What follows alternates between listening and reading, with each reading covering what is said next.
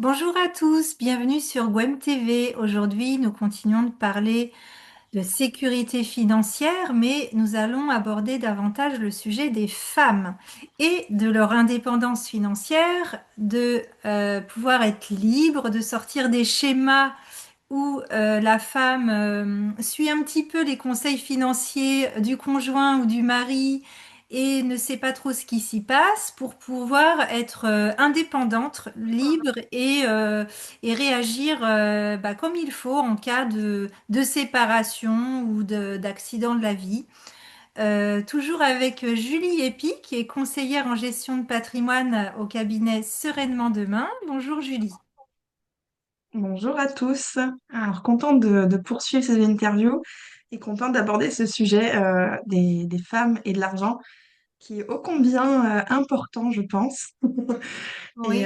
et ô combien important aussi pour nos enfants, du coup, voilà, qui relie deux thématiques que j'apprécie particulièrement. Oui, effectivement, les femmes et leur progéniture, on discutait tout à l'heure du fait de l'importance d'éduquer les petites filles et les jeunes adultes femmes à l'argent dès le plus jeune âge. Ça te parle cette idée? Qu'est-ce que ça t'évoque? Alors, je pense on vit un peu dans une société où on a encore un modèle qui dit, ben, en petite fille, bah, sois sage et occupe-toi peut-être des autres, plus qu'on ne pourrait le dire en tout cas aux garçons. Alors même si j'ai l'impression que ça se perd un petit peu, mais on le ressent quand même encore beaucoup. Et puis les petites filles, ben, peut-être moins tendance à faire aussi d'études, moins tendance à aller chercher des grands postes, des grandes responsabilités. Et ça se ressent encore quand même beaucoup. Et notamment, ça se ressent dans la gestion de l'argent. Quand on accompagne les clients, il y a encore souvent besoin de validation du conjoint pour s'occuper de ses propres finances parfois. Et alors, même s'il y a beaucoup de femmes qui se lancent qui s'y mettent, on le ressent encore. Et donc, du coup, je pense il y a besoin d'en parler, il y a besoin de le dire. Voilà, qu'on a les mêmes capacités, on a les mêmes possibilités que les hommes pour gérer l'argent. Et on sait très bien faire, et même parfois mieux. Oui, j'ai On a vu une qu'il y vision avait des... différente en fait. C'est pas mieux, c'est différent. On a vraiment une vision très très complémentaire par rapport aux hommes et il faut oser. On le fait vraiment aussi bien qu'eux. Oui, j'entendais des statistiques comme quoi les femmes, en fin de compte, quand elles se penchent sur ces sujets-là, sont en fait plus prudentes, mais du coup, dans la durée, sont plus même compétentes que l'homme qui peut parfois être mené un peu par des drivers un peu de gains un peu plus faciles ou de prise de risque un peu plus élevée. Donc les femmes en fait sont très bonnes gestionnaires dans la durée, etc. Et je trouve aussi que durant le parcours de vie de la femme, où il va y avoir des moments avec les arrêts pour la grossesse ou pour s'occuper davantage des enfants, parce que ça reste quand même le cas, la femme va faire davantage les sorties d'école, davantage plein de choses. Et quelque part, elle va moins investir une partie de son temps dans sa carrière et donc dans ses potentielles évolutions de carrière et donc dans ses potentielles rémunérations.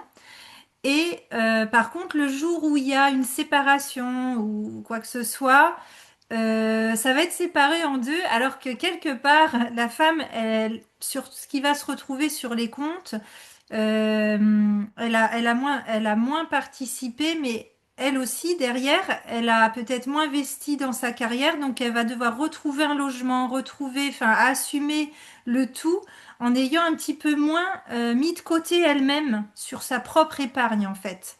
Et c'est là que je voudrais qu'on creuse un petit peu Ouais. ce sujet de comment justement penser à soi, même quand tout va bien et qu'on a toujours, nous les femmes, envie de servir le mari, la famille, comment vraiment faire attention aussi de penser à soi, à son futur propre, etc. Qu'est-ce que tu pourrais nous dire là-dessus, Julie? Oui, tout à fait. Il y a quelque chose qui m'avait particulièrement frappée quand j'ai commencé et que j'ai fouillé ce sujet, c'est la théorie du pot de yaourt. Donc en fait, elle est assez simple, mais en fait, souvent, et ben comme il y a encore un écart de revenus et que bah, la femme, comme tu l'as dit, va avoir tendance à s'arrêter pour les congés des enfants, pour plein de choses qui peuvent se passer dans le quotidien, et bien bien souvent, et encore, c'est pour tout ce qui est important dans le milieu familial, c'est souvent l'homme qui contracte les crédits. Le crédit ou à plus fort taux, le crédit de la maison. Et bien ensuite, dans la gestion, bah tiens, il faut racheter une voiture. Bon, bah c'est lui qui va prendre en fait en charge cette dépense. Euh, voilà, toutes les choses qui ont un impact sur le patrimoine financier de la famille, il y a encore beaucoup qui est porté par l'homme. Et en fait, la femme assume bien souvent. Alors c'est pas moi hein, qui le dit vraiment, c'est prouvé aujourd'hui, les femmes assument bien souvent plutôt les courses, plutôt les dépenses liées aux enfants, voilà, les dépenses qui ne pèsent pas sur le patrimoine. Et en fait, quand tout va bien, et ben, tout va bien. Mais quand malheureusement le couple ben, s'arrête et qu'on doit faire les comptes, et ben là, on se rend compte que bah, la femme a eu tendance à payer les pots de yaourt et l'homme a payé le patrimoine immobilier ou a du patrimoine financier ou des biens qu'il peut récupérer. Et en fait, c'est là qu'on voit un petit peu un déséquilibre. Donc, l'idée aujourd'hui, c'est de se dire, euh, par où commencer et comment faire pour que les deux soient équilibrés. Puisque au final, on contribue chacun de façon différente, on va dire, à l'évolution du milieu familial. Et donc, du coup, il faut regarder différentes choses pour qu'on puisse, voilà, et si un jour il se passe quelque chose, pouvoir s'en sortir, on va dire, de façon équitable. Et même au-delà même de la séparation, il existe une autre séparation qui est le décès du conjoint qui peut arriver. Et là encore, ben, des fois, on est malheureusement désavantagé parce qu'on n'avait pas fait attention et on ne savait pas tout simplement toutes ces petites choses. Alors, qu'est-ce qu'on peut regarder premièrement? Eh ben, déjà, je dirais savoir ce qu'on dépense, les rentrées, enfin, connaître le budget un petit peu de la maison. Voilà, savoir ce que l'un et l'autre gagnent, ce que l'un et l'autre payent. Parfois, il y a des choses qui sont un petit peu fait comme ça parce que c'est depuis longtemps, on n'y pense plus. Bah voilà, lui, il a toujours fait ci, et moi, j'ai toujours fait ça, et donc on a continué à faire comme ça. Mais en fait, juste de prendre un moment pour se dire, ben, en fait, non. On doit tous les deux rembourser l'emprunt de la maison.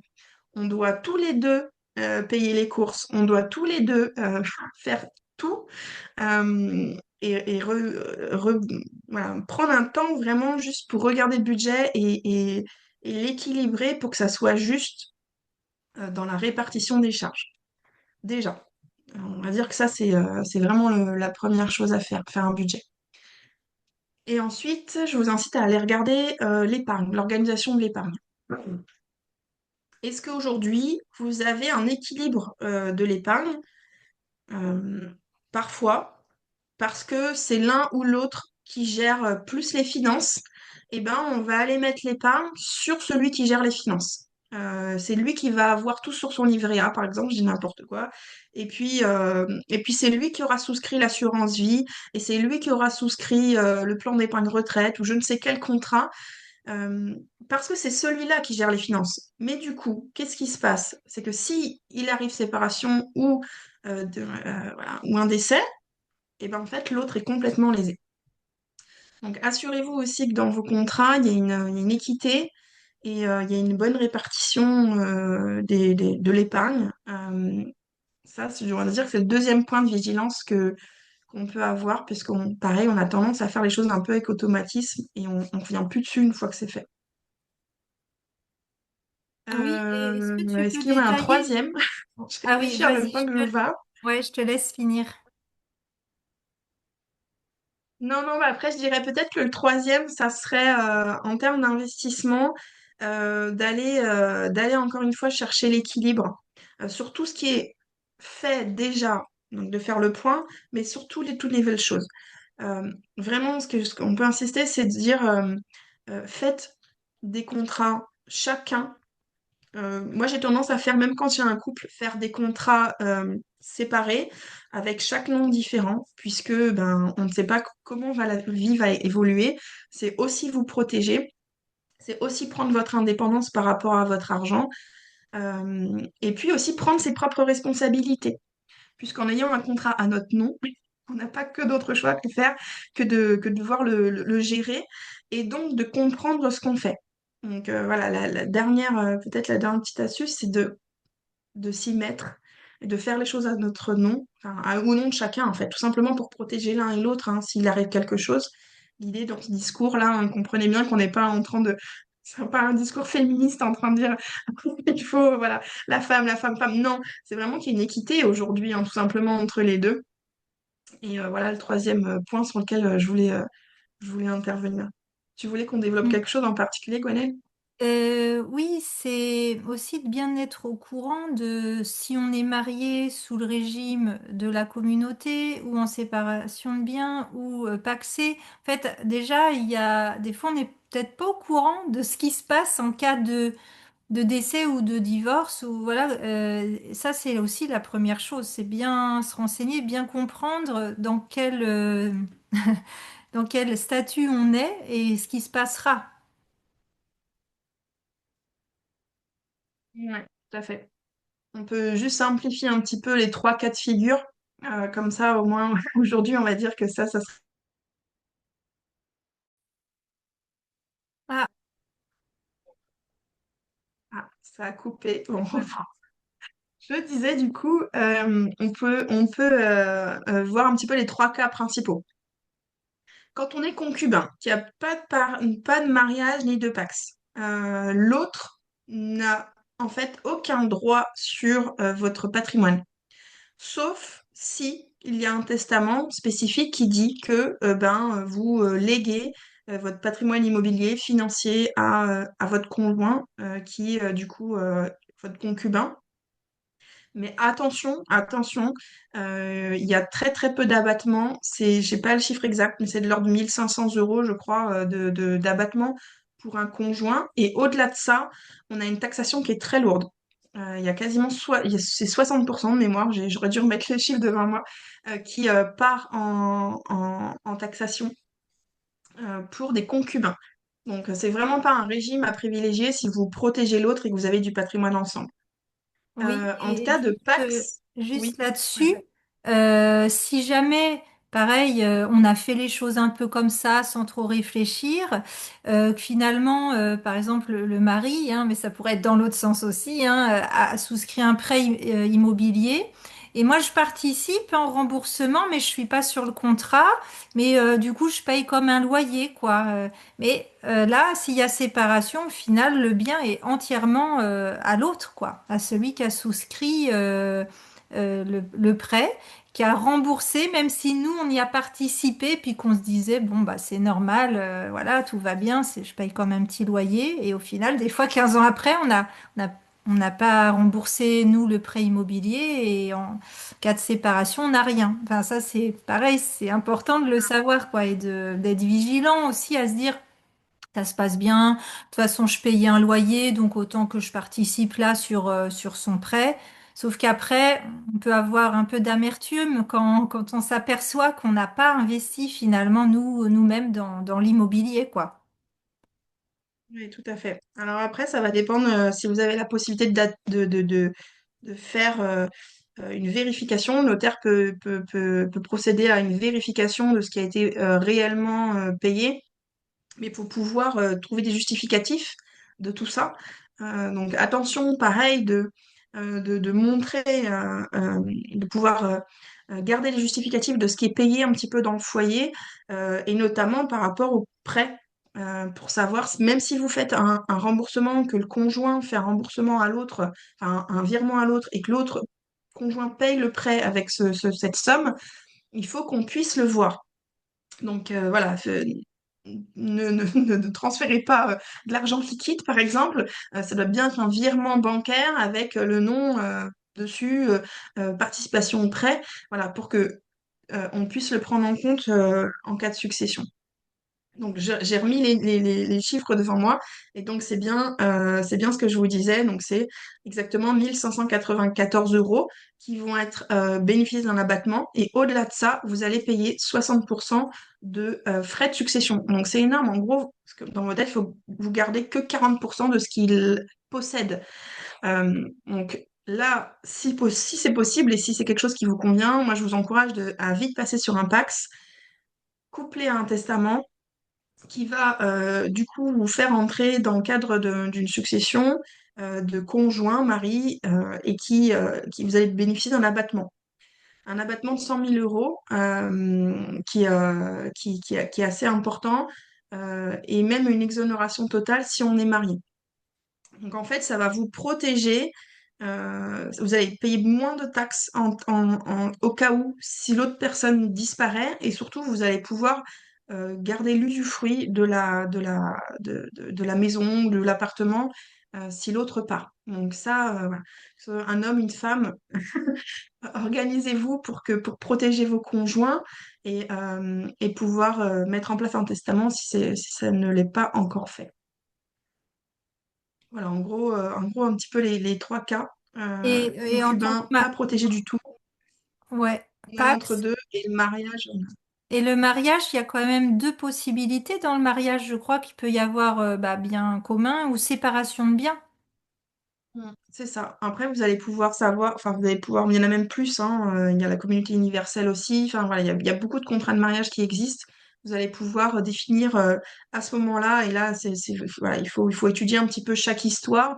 Mais s'il y a des biens qui ont été achetés avant votre relation ou pendant ou voilà enfin est-ce que vous voulez que les enfants héritent aussi durant votre vie ou après le décès des deux, et ben vous allez choisir l'un ou l'autre ou même le troisième cas de mariage. Et là vraiment je vous incite à vous renseigner pour choisir celui qui vous correspond le mieux et celui qui correspond aussi à vos valeurs en termes de protection voilà, familiale. euh, et là, il faut aller voir un notaire. On peut en parler aussi ensemble lors du rendez-vous. Je vais vous donner les grandes lignes, mais sinon, rien de mieux vraiment un rendez-vous avec le notaire pour choisir son type de contrat. Hmm. Et puis, en tant que mère aussi, enfin voilà, si justement on sent que les finances ou beaucoup des prêts ont été plutôt contracté par le mari, mais que demain on se sépare, tout ce qui va être enveloppe d'assurance vie pour faire de l'épargne, pour préparer justement un lendemain qui serait différent, c'est pas mal dans le sens aussi de penser à ses enfants et de pouvoir, dans les cas des assurances vie, mettre le bénéficiaire, le nom de l'enfant ou des enfants, ce qui permet que, en cas de succession de décès, enfin, notre argent aille vers nos enfants. Ça, je trouve ça important et à savoir aussi que les enfants d'un précédent mariage en cas de succession sont pénalisés. Ça, c'est aussi en tant que maman, on n'a pas envie de savoir que, on le sait pas, mais que si demain on partait, nos enfants du premier mariage seraient pénalisés par rapport aux enfants du second mariage, par exemple, enfin, mariage ou pas mariage, mais ça, c'est aussi des choses à connaître, hein, Julie, c'est quoi là-dessus? Oui, bah effectivement, il y a pas mal de choses. En fait, il y a. Alors, tu as parlé de deux choses différentes, mais effectivement, l'enveloppe de l'assurance vie, tu en parles parce que c'est vrai que c'est une enveloppe qui nous permet de vraiment choisir vers qui on souhaite orienter notre épargne. C'est l'une des seules, il y en a une autre, mais qui est un peu plus voilà, spécifique. Celle-ci, elle nous permet de choisir les bénéficiaires, c'est-à-dire que mais là, tu parles des enfants, par exemple, de différents mariages. On peut dans cette enveloppe, définir une proportion pour chaque enfant, soit une équité, soit une différence, parce qu'on sait que sur le précédent mariage, les autres enfants ont une autre épargne qui a été faite, et les nouveaux, peut-être moins, et qu'on veut différencier son épargne, c'est possible. Donc ça, c'est une enveloppe qui est vraiment sous-estimée pour moi en France. En tout cas, l'assurance vie, c'est l'un des contrats les plus ouverts par les Français, mais aussi le moins bien géré par les Français, parce qu'on n'est pas du tout au courant de ce qu'il faut faire, de comment l'optimiser, de comment, à quoi ça sert en fait, tout simplement une assurance vie déjà. Et donc, je vous incite vraiment à vous pencher dessus et venir me poser des questions même sur cette enveloppe qui peut être hyper intéressante en termes de succession, hyper intéressante en termes de rentabilité, hyper intéressante en termes de diversification d'un portefeuille, de protection aussi. Donc voilà, petite aparté sur l'assurance vie, mais vraiment intéressez-vous-y. Je sais pas si c'était très français dans ce sens-là, mais c'est vraiment une chouette enveloppe. Et après, sur le deuxième sujet, effectivement, en fonction de votre régime matrimonial, en fonction de comment vous vous êtes organisé, les enfants d'un présent mariage peuvent être un peu délaissés, enfin pas délaissés, mais désavantagés, pardon, sur la succession. Donc bon, ça c'est assez quand même spécifique, faudrait rentrer dedans, il faudrait pouvoir expliquer par des petits schémas, mais le point de vigilance, en tout cas si on devait juste retenir quelque chose, c'est que à chaque fois qu'on casse un peu le module familial et on se remet d'une façon différente, il faut faire attention. C'est pas si facile enfin, c'est pas si évident que ça que tous les enfants aient la même chose. Donc voilà, petit point de vigilance, prenez information là-dessus et organisez-vous pour que, si vous le souhaitez bien sûr, que chaque enfant ne soit pas lésé euh, par la suite. Mm. Et puis aussi, il y a un dernier point, je trouve, où la femme, elle n'est peut-être pas assez au courant parce que des fois, dans le couple, le mari peut être aussi faire des travaux, enfin, tout ça. Et le jour où, bah voilà, il y a, on est seul, on n'a pas, nous, envie de faire des travaux ou d'investir dans de l'immobilier locatif ou autre. Et suivre tout ça, il y a un autre investissement, je trouve, qui est pas très connu, où la femme peut investir petit ou plus gros, et pour se préparer l'avenir ou avoir un revenu complémentaire, c'est les SCPI. Ouais, tout à fait. C'est vrai que le premier frein à l'investissement, c'est la peur de ne pas savoir gérer et de ne pas savoir notamment gérer tous les aléas, on va dire, de l'investissement locatif. Alors, on n'est pas obligé d'investir en immobilier, hein, mais ça reste quand même l'un des piliers de cœur, on va dire, des Français. Et les femmes, mamans solo ou même indépendantes, ont peur d'investir dans l'immobilier toutes seules. Donc, effectivement, si on pouvait dire un mot là-dessus, c'est il y a une solution très simple, qui est en plus rentable, qui est une belle solution, en plus sur laquelle on peut choisir dans où est-ce qu'on a envie d'investir et voilà, qui peut être accessible à partir de 200 euros, comme 100 000, 200 000 ou même plus. Voilà, on définit vraiment le montant qu'on souhaite investir dans cette solution et en contrepartie de l'investissement, on va avoir des loyers. Des loyers qui sont nets de toute charge. La SCPI aura déjà payé ben, en fait, toutes les charges, gérer les locataires, gérer les travaux, gérer tout en fait. Vous avez simplement à recevoir les loyers et à les déclarer une seule fois par an c'est le moment de l'impôt. Et puis du coup, vous avez la chance de me revoir ou de nous revoir à ce moment-là. Non, blague à part, voilà, c'est toujours un moment d'échange et dans lequel on va pouvoir vous aider pour déclarer cette fiscalité. Euh, et en contrepartie, voilà, de cet investissement, vous allez avoir tous les mois des loyers qui vont tomber. Donc ça, c'est vraiment une belle solution qui est accessible à partir de très peu. On peut même mensualiser, on peut dire que bah, je souhaite investir 50 euros par mois, 100 euros, 300, 500 euros par mois. C'est nous qui décidons. C'est une solution qui est sécurisée, qui est diversifiée. Alors, c'est une solution immobilière hein, avec tous ses avantages et ses inconvénients aussi de durée, hein, parce que quand on investit dans l'immobilier, c'est pour du long terme, c'est pas pour 6 mois. mais c'est une très belle solution quand même que je vous invite à creuser et on pourra parler ensemble si on se voit sur un Oui. rendez-vous. Voilà, donc si tout ça vous interpelle, vous questionne, vous parle, n'hésitez pas donc sur le mail qu'on met dans le descriptif à prendre contact avec nous. Moi, voilà, je vous proposerai un audit de vos besoins et de vos objectifs justement, voilà, pour voir peut-être cibler tous ces aspects de femmes. Et le parcours est entièrement gratuit pour aller après vers la préconisation qui va vous parler le plus, vous ressembler, vous satisfaire.